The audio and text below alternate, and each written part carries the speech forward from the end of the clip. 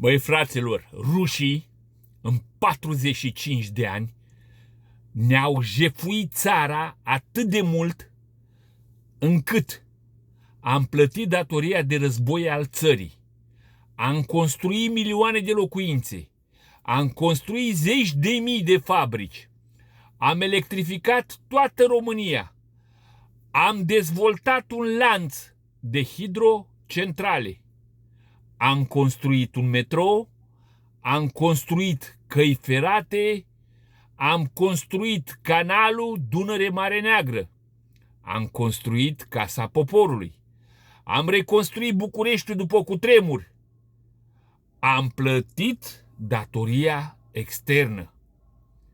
Ce ne-au mai furat rușii? Fac comparație cu cât ne-au ajutat europenii 30 de ani. Rușii nu ne-au făcut niciodată țigani.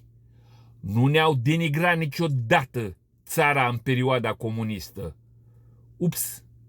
Cumva au făcut asta prietenii noștri europeni? Ia ziceți, fraților.